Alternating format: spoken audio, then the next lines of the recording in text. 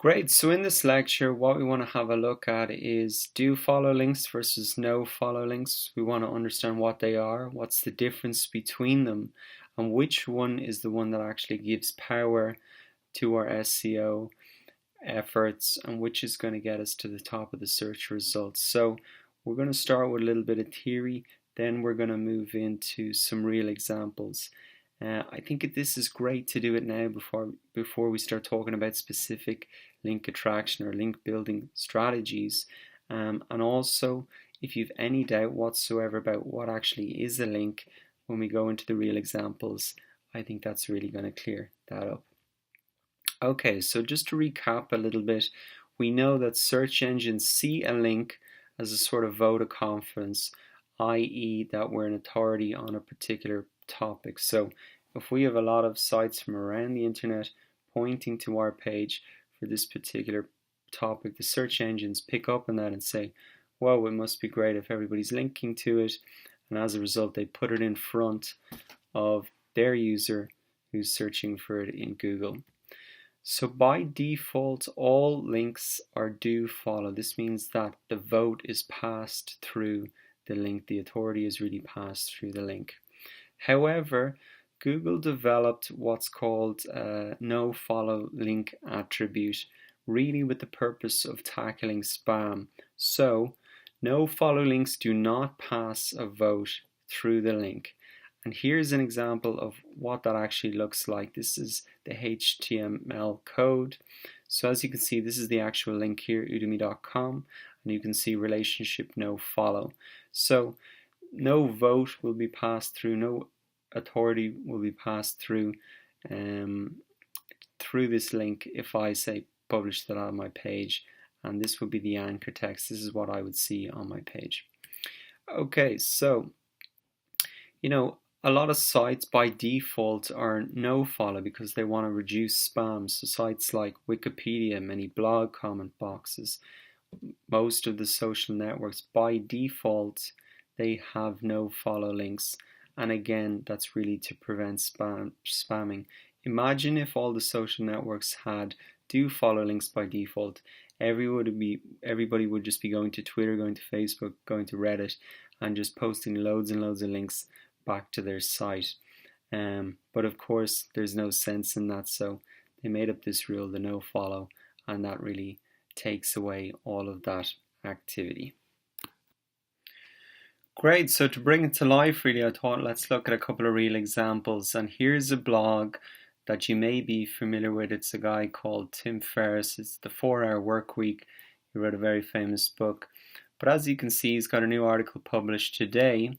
And in the article, we can see both do follow and no follow links. So, for example, we can see a photo credit here and linked off to Serendipity.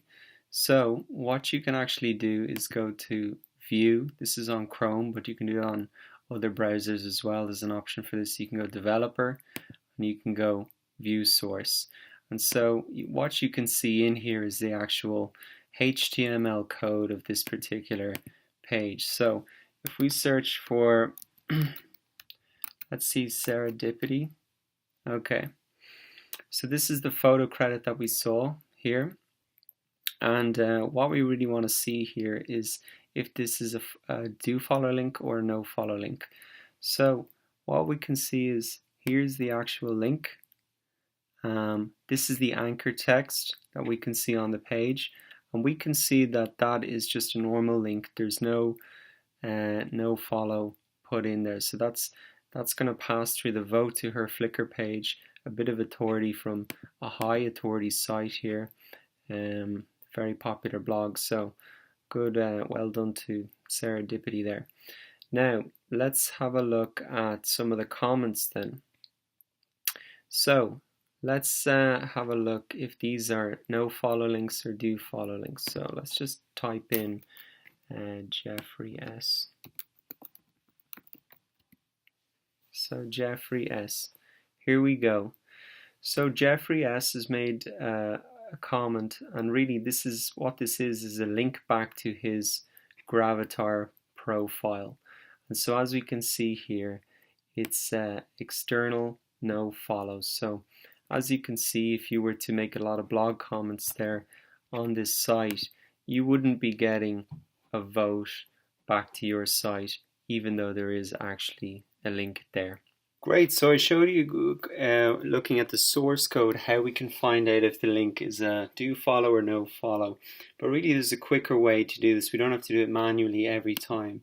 What we can do is if you type into Google no follow Chrome extension, you can get basically an extension that's going to show you very quickly whether a link on the page is follow or no follow. So you can add it there. I've already added it in, and when you've added it in, you'll see a little link symbol here. And so to enable it and disable it, you can just click it. So this is a much faster way. You can see now on Wikipedia, for example, that these links off the page are all no follow. If they're red, they're a no follow. If they just stay normal, then they are follow. So as you can see, all of those are no follow. Twitter as well, as you can see, the links that people tweet out are all no follow as well. Facebook as well, the links here are no follow. That's the main one.